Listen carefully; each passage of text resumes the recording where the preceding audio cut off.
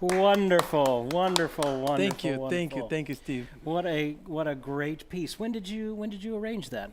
Well, I arranged that. It was about 3 years ago. I was living in Colorado, University of Colorado, and I became good friends with the director of jazz studies there, John Gunter, and we collaborated a little bit together. And I wrote this arrangement for us. It was actually part of my doctoral degree, part of my one of my chamber music recitals. Beautiful, so, beautiful. Now you're originally from Sao Paulo. I'm from São Paulo, Brazil. Paulo from São Paulo, easy to remember.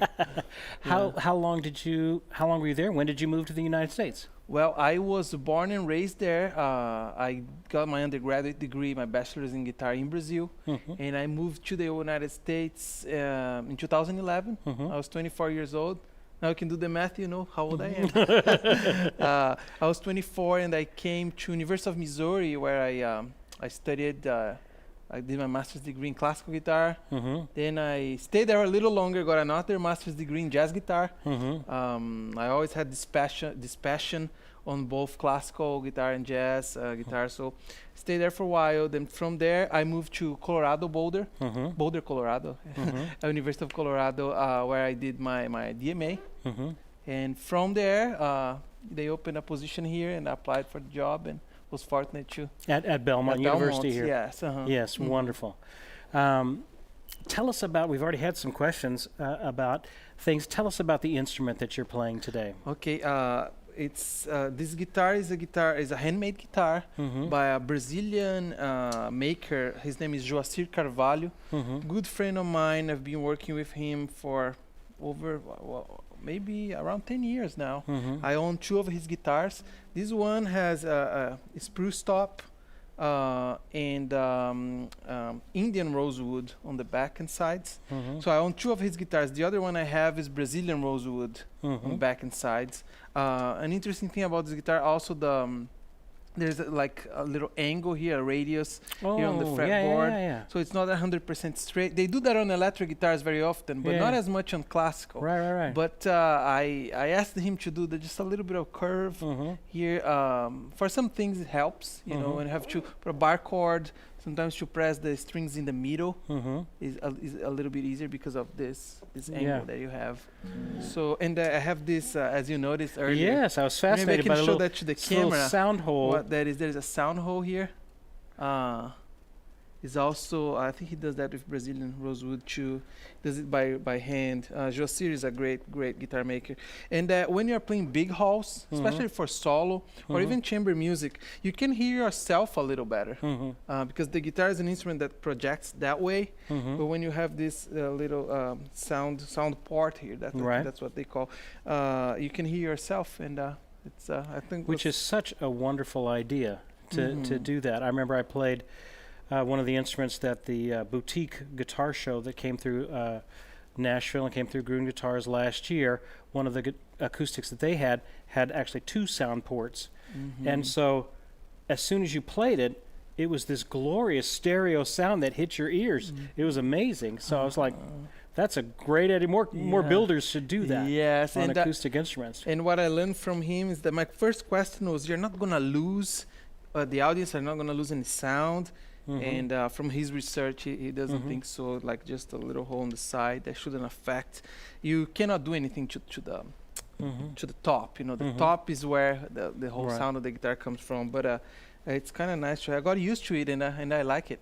Yeah. Now that one, I take it, does not have a pickup in it. No pickup. Just because I can't really. I haven't had the courage to make a hole.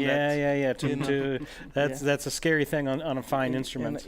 So what I do when I do sessions or when I have to record is try to use a nice microphone. I have a little DPA microphone that I use to. Sometimes I play with Alex for bigger audience. I amplify a little bit with that microphone. Good.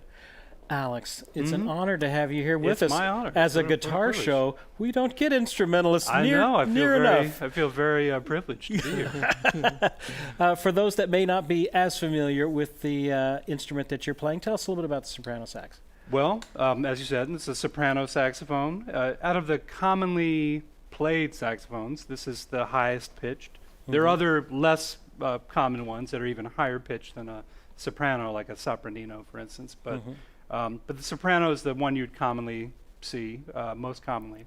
I actually play more alto saxophone, but Right. this one of the reasons I love playing with Paulo is I think that this is a really good fit to play soprano and guitar and acoustic guitar, and so I've really gotten a lot out of working on these arrangements and working on specifically on the soprano saxophone. It's a wonderful, unique mix of sounds there. Mm-hmm. Now, soprano, if I remember right, that would be, most people may be familiar with a tenor saxophone, kind of with a straight That's right.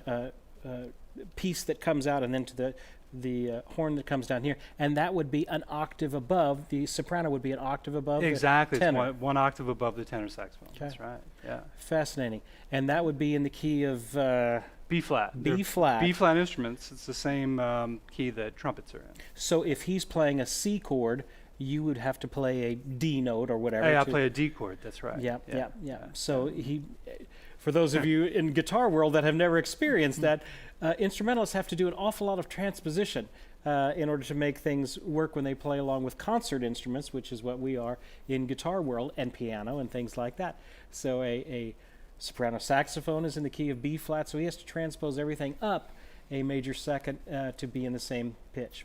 And B flat trumpets would be the same. Now an alto saxophone, that would be in E flat. E flat. That's right. That's right. And we have to transpose everything up a six, a Up a major sixth. six. Yep. Yeah. So there's a lot of trickiness that's involved with that. So wonderful. Well, we're honored that you would be here with us. And I was reading through some of your stuff.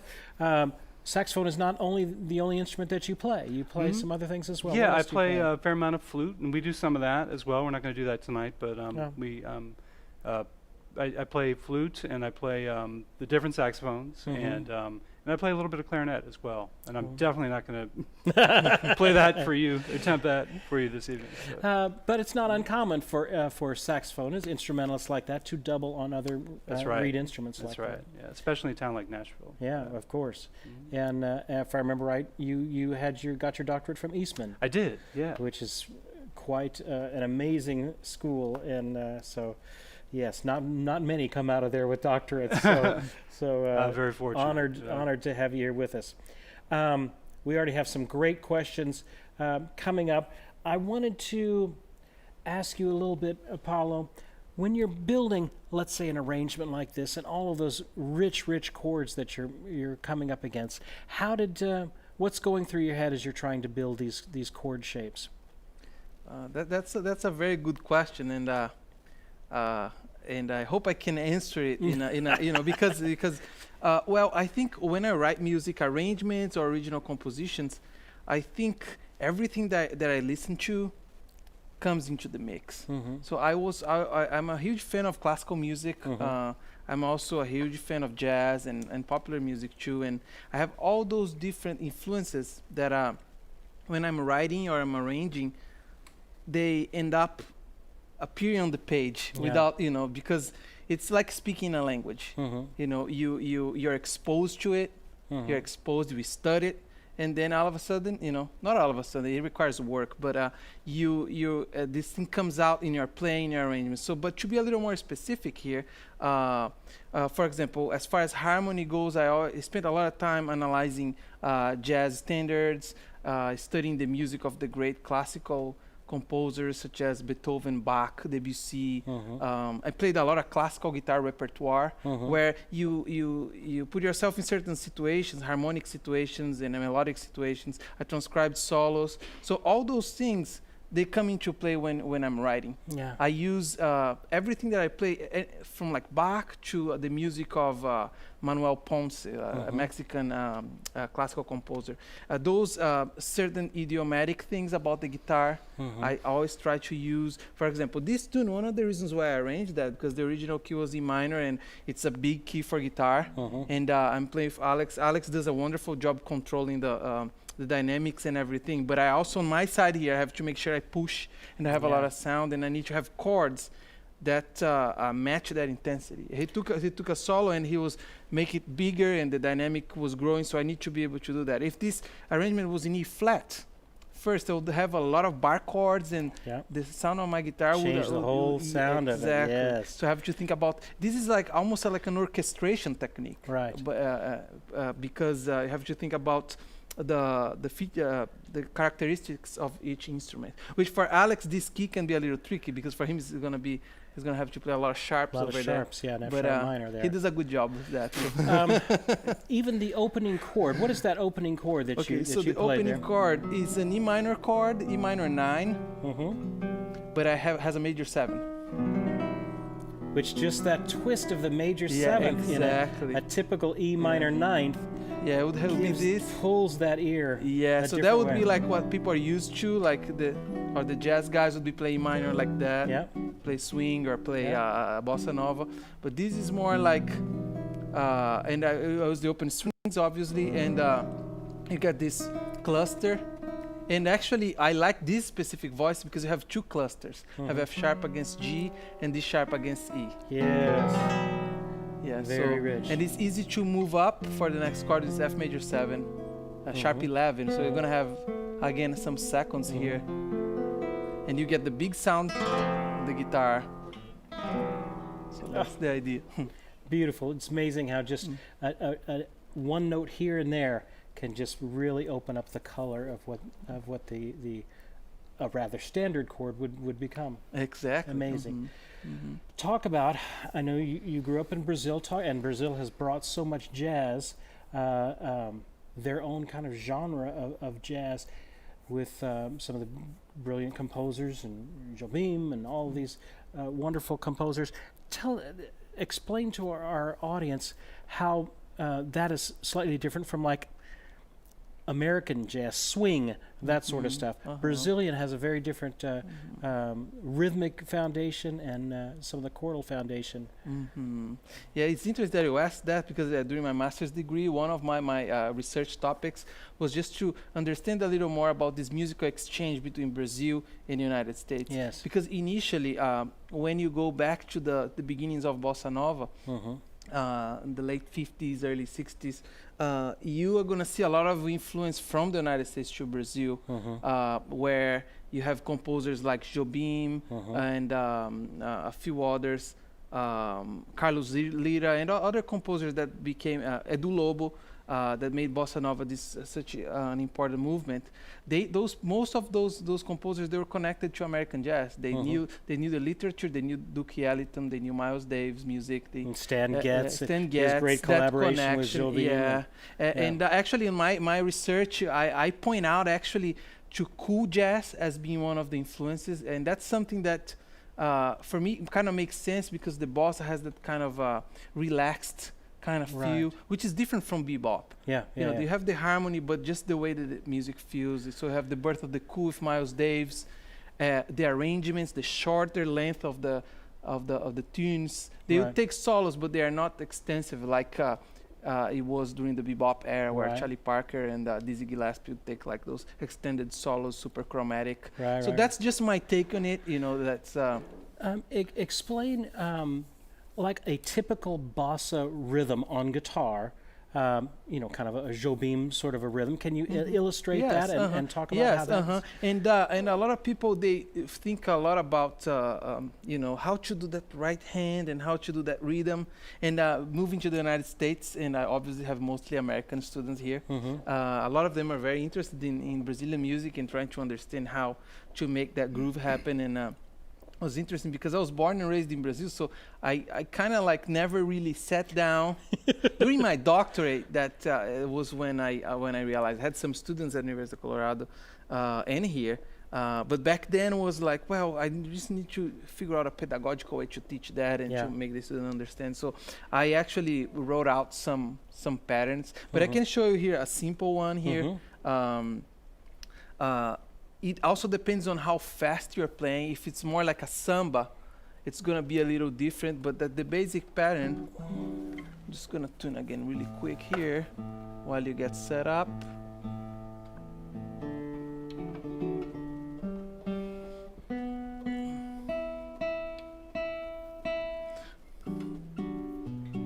That would be like the basic cha cha tu cha cha cha tu cha cha. And I think it's important on the downbeat you play chord and bass at the same time. And then you can subdivide. I'm just starting from the basic. Basses are always on the beat. Root and fifth. Yes. Yeah. And very often the fifth being the lower note. Yeah. Some people play. It's not wrong, but Doesn't have the weight, the groove. Yeah, the weight is on the low. And if you're gonna play, please.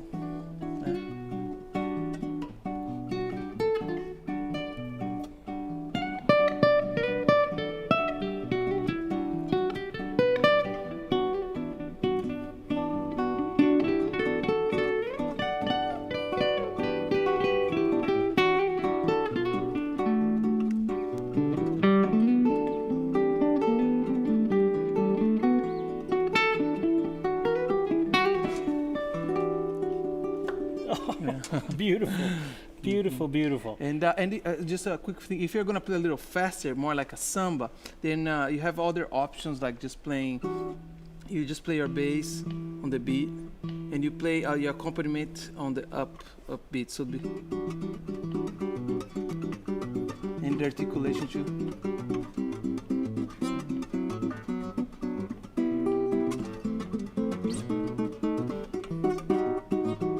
Here's the E minor major 7 again.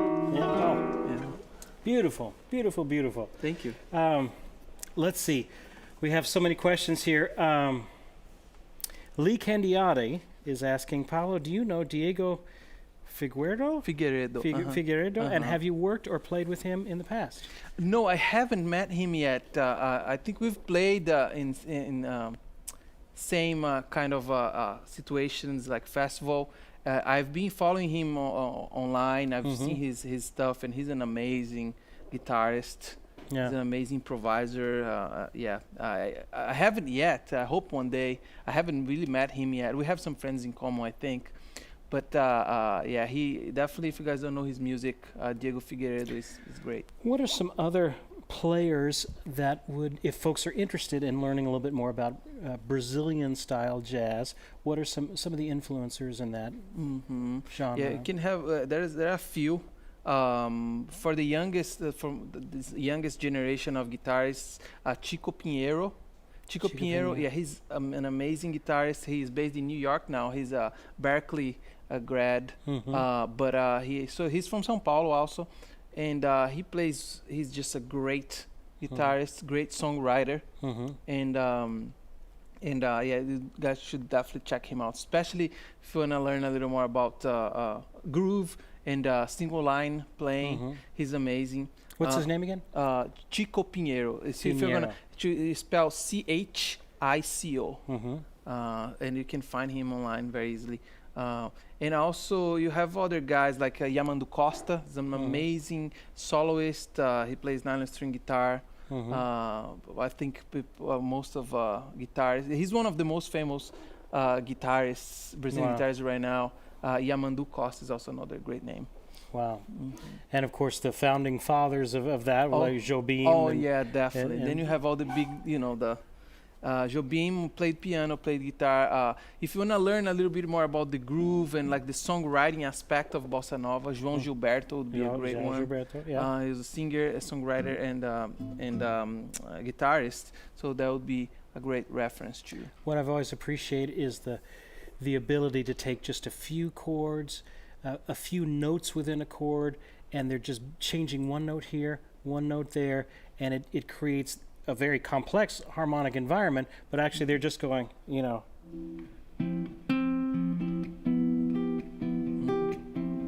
just changing one note here and there, especially with some of the Jobim stuff. And they're going through all of these chord changes, but just little, just a little movement here, a little movement there.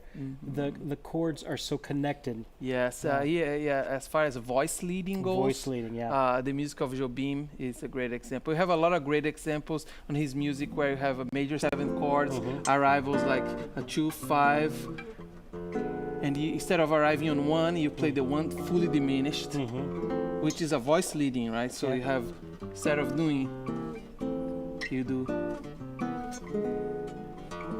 Yes. So there are a lot of different examples, and as your example you gave in a 2/5, you have a progression. You move one note,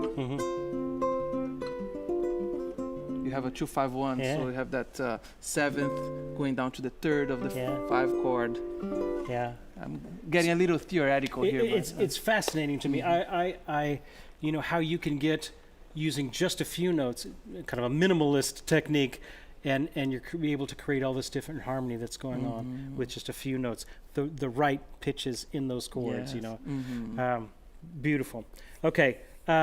Keith Bates is asking, are there certain keys or modes that you favor for compositions?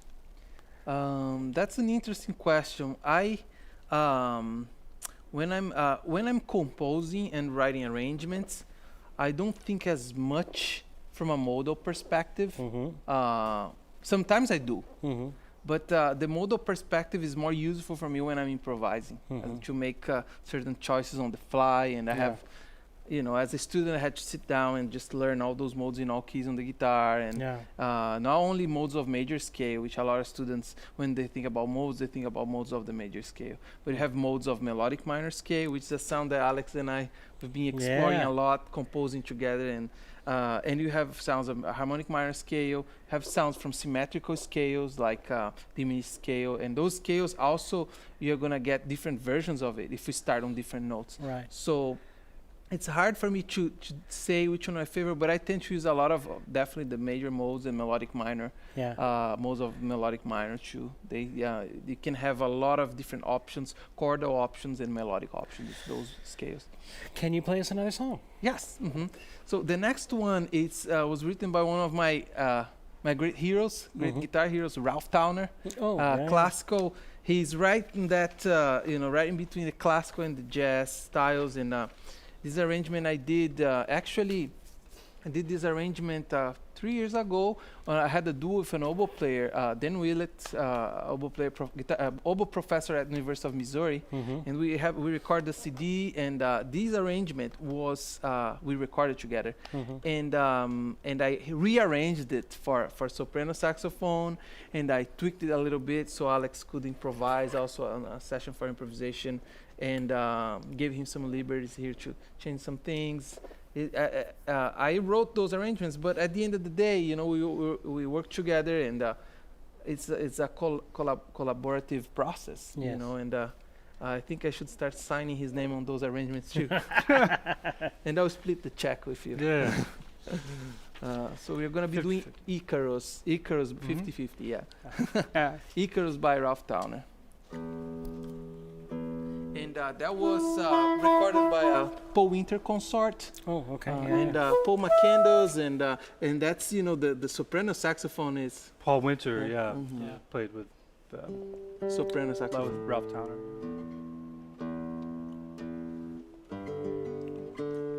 New string, so if you can learn a lesson from me today, don't change the string right before a concert, because you're gonna Not with nylon strings. exactly. Yeah, you'll be tweaking it all night long.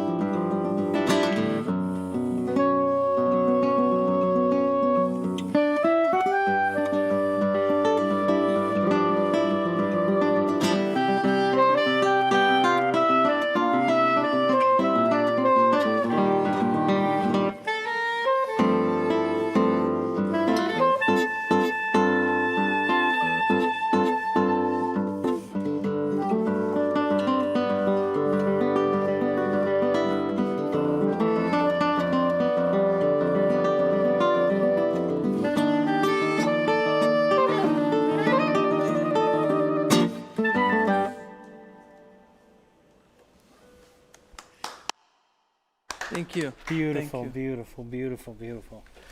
Well, we will let them take a break for just a minute, and let me give you a few announcements to take a break for just a second from this beautiful music. Then we'll get back to a little bit more jazz using an electric guitar. You're going to be doing some electric stuff. All right. Hey, I wanted to let you guys know. Well, let's give something away. We haven't given anything. I forgot last week with Greg Voros. Did y'all enjoy Greg Voros last week? Man, we covered some great ground with guitar care, with guitar maintenance. If you're interested, go back and check that one. We've got our YouTube channel, which you're on right now. If you haven't already, please subscribe, and that helps you get everything that we put out. Go back and check last week's one. A lot of great content we covered there with Greg.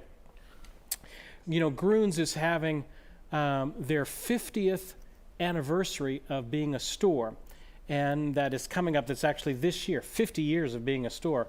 It's absolutely amazing. So I wanted to give away a shirt. So we're going to give away a shirt. The winner of this Gruhn's shirt is Dale Roddick. Dale Roddick. Dale, if you can, tell us what size you are. I just grabbed an extra large off the shelf, but if you are something else, let us know before I go, and we will get this out to you. Send me your information at service@guitargathering.com, service@guitargathering.com, and if you can, even in the chat, though, right now, tell us what size you are, and we will get this out to you in the right size. But then email me with all of your contact information, your mailing address, things like that, and a screen name, what you want, and I will get this out to you in the next day or two. All right, that is that. We have our summer guitar conference coming up. It just is now February. In June, a mere 4 months from now, June 10th through the 13th, we have our big summer guitar conference, Guitar Gathering 2020. You can go to guitargathering2020.com and get all the information. If you're interested in coming to Nashville, spending about 4 days doing nothing but guitar, there's workshops and master classes with amazing guest artists. We've got Thumb Picker of the Year, Parker Hastings is with us. We've got Australia's Got Talent winner, Joe Robinson, legendary fingerstyle player. We've got David Greer, a bluegrass guitarist of the year, many, many years in a row. And then we have Robin Ford, who's going to be teaching a little bit of blues guitar and jazz and fusion and that sort of stuff. So it's going to be an amazing time. We have workshops in different areas for different skill levels. We're going to try and switch some things up this time. And if you're interested, check it out at guitargathering2020.com.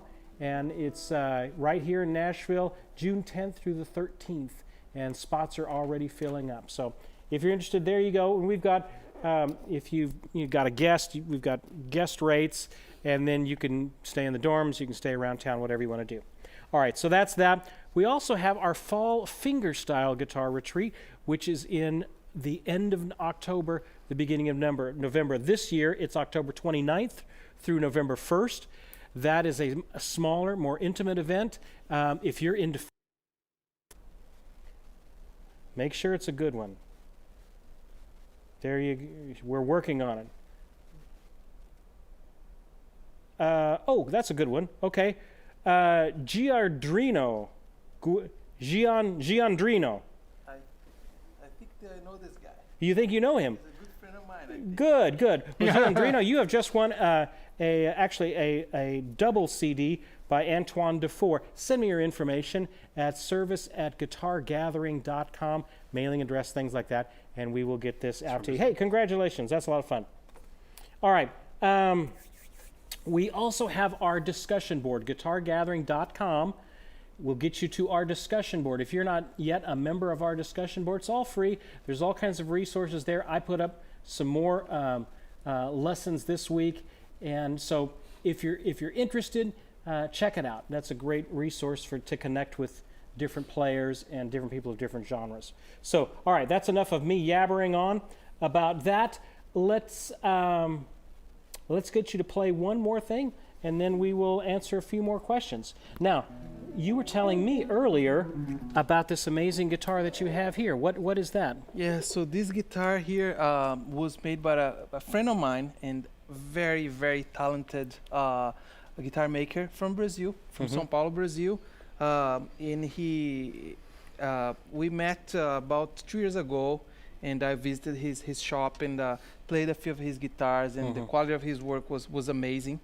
And I was looking for a nice top guitar, so I stayed at It's gorgeous, absolutely gorgeous. Thank you.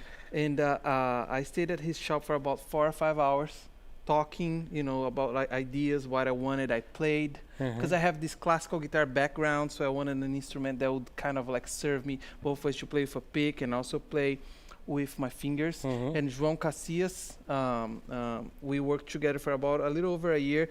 We pretty much worked on it together. He was very open to my suggestions, and actually, I mean, there was not that much to suggest because I played the guitars that he made before for other people, and I loved it so much. And I was like, that's what I want. Yes. Just small things like,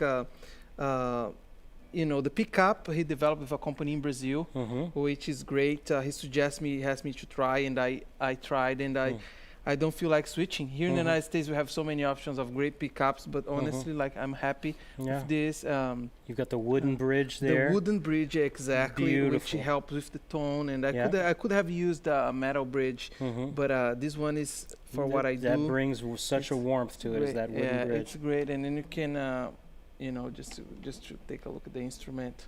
Yes. Gorgeous.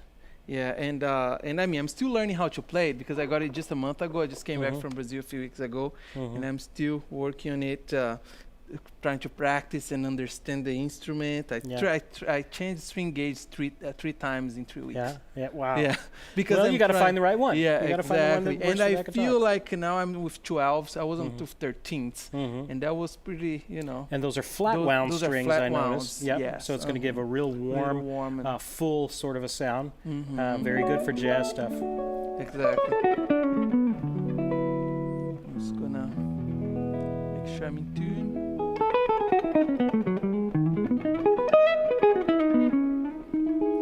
Beautiful. So we're gonna be playing a tune by Corea, the great pianist Corea, and this is kind of a arrangement that we kind of developed together. Just like jamming and trying different things, and we're gonna try. It's the first time we play this Let's see what arrangement. happens. Play our arrangement. Arrangement.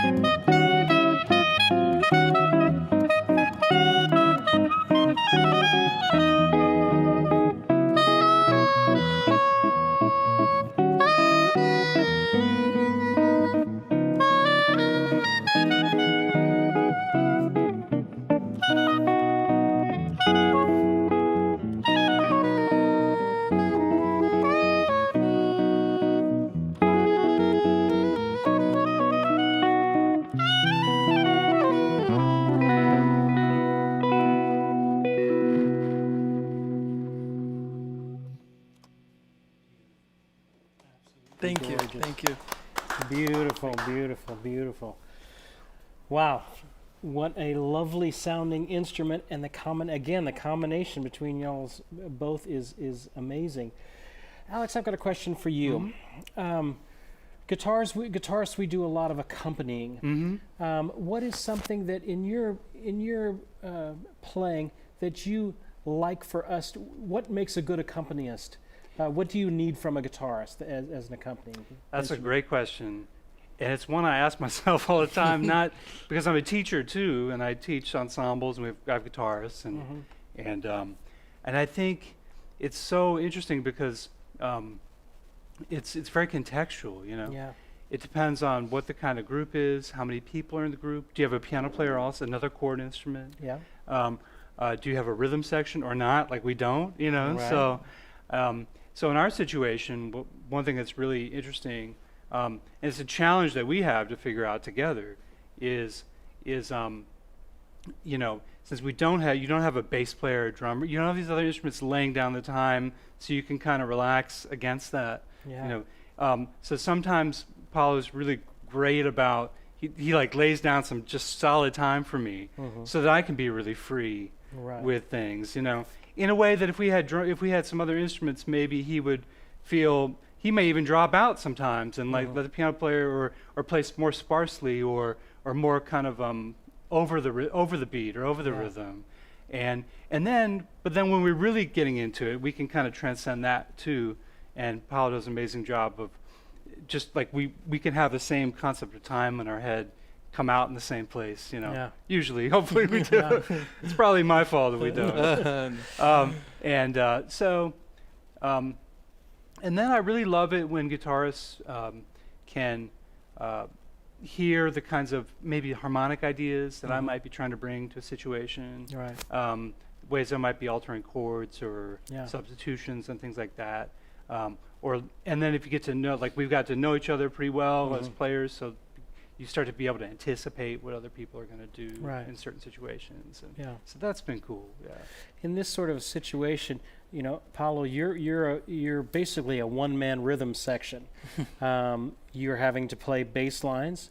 You're having to keep the rhythm happening with the other parts of your picking, and keep the harmonic ideas happening over here. So there's a lot going on, a lot of independence that needs to happen here with your fingers. Can you talk a little bit about how a player would build up some of that independence between the different, like being able to play a bass line and chords and that sort of stuff?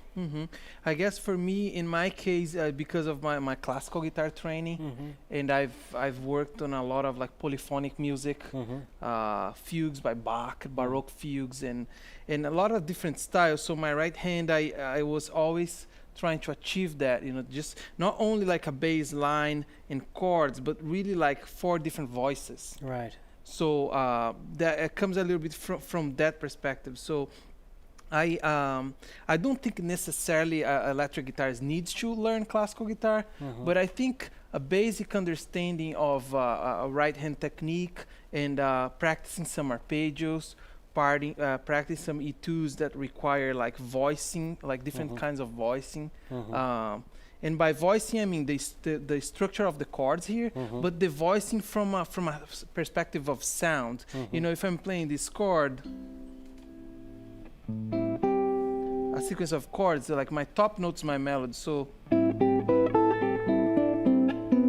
even on a second, you can still or play like a chord melody. You know, you're gonna play alto leaves. Be able to put the weight on the finger that has the melody. Yeah. And sometimes there will be more basic cases where that's when the melody's on top. But you're going to have cases where the melody's in the middle of the chord. It can be even more challenging to have things like that. So the melody's here, you have accompaniment here, and the bass. So that adds you have to tricky. You have to orchestrate and understand and that's where, I mean, in my case, I love classical guitar, but and it comes in handy when we have arrangements. And I have one arrangement of Pat Martini tune that the saxophone doubles one of my inner voices. So I play this sequence of chords, one of the voices in the middle. So when I play, I try to bring that out a little bit to match. And you have to phrase that voice, which can also be a challenge. But it's an interesting way to approach the guitar, because a lot of people think the guitar as being either a melodic instrument or harmonic instrument. But the guitar is also a polyphonic instrument, like a piano is or a choir. Right, So, exactly. And I know when I'm accompanying someone as well, I often feel like a lot of my job is just to create a solid platform for you to play the melody off of and things like that, so where you're not feeling like you're not feeling shaky in the tempo or in the direction of the song or something like that. And if I can, especially if I'm working with a singer, if I can create a good solid, they know when to come in because I'm leading my voices there. They know, as the phrase is going on, I'm working with them to do that. I feel I've done a good job when I'm accompanying, when I'm in that role, and they feel secure.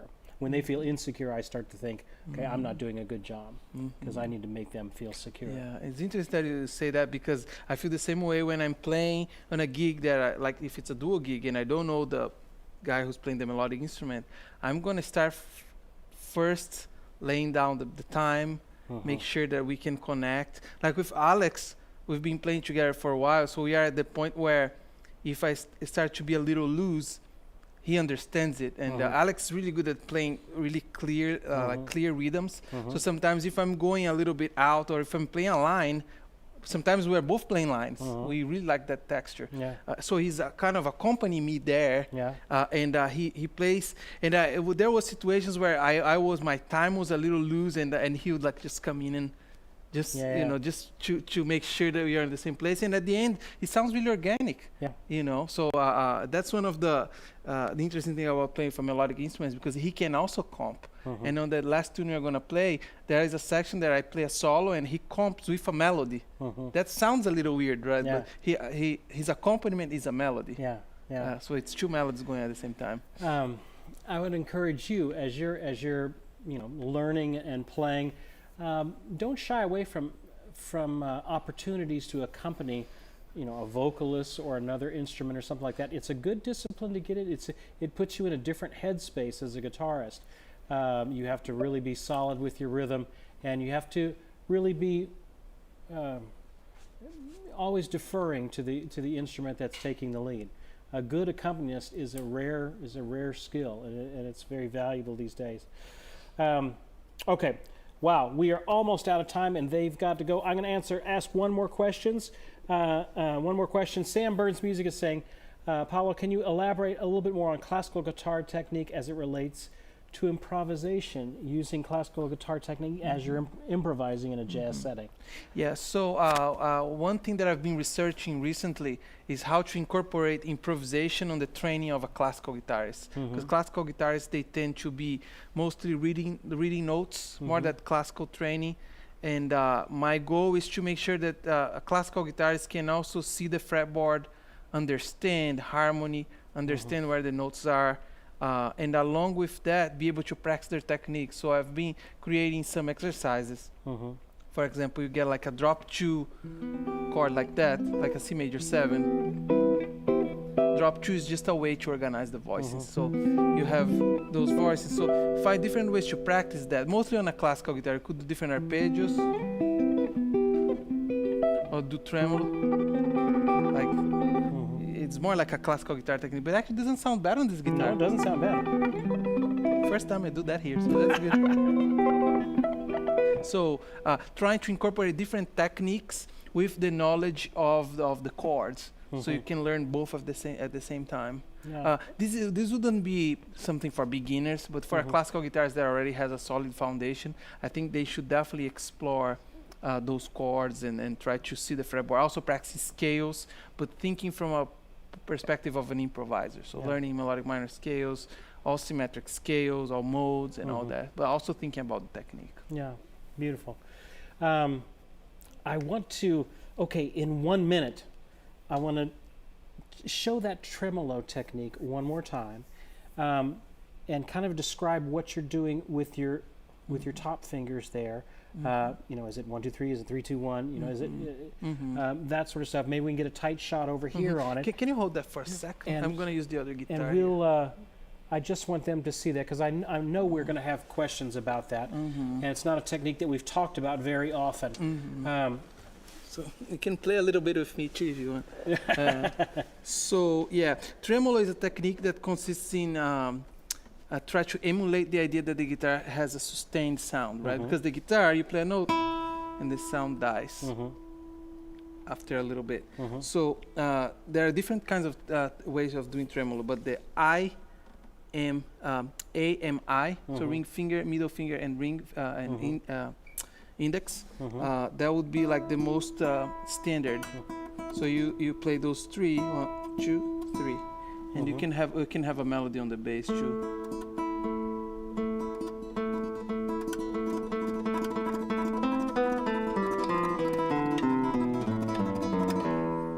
So the idea is to balance.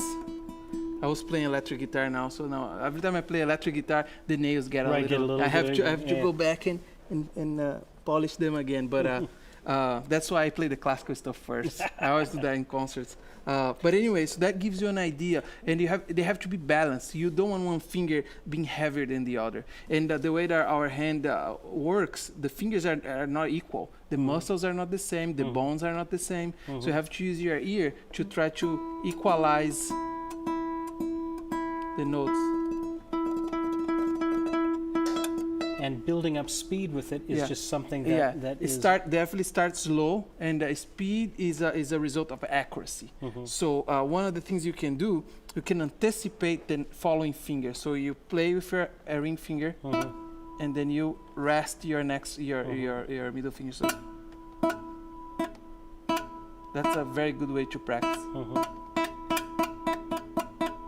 Even scales too. Because you teach your finger to land on the string really fast. Right. So you should try to do it as short as you can. Wow, that's great.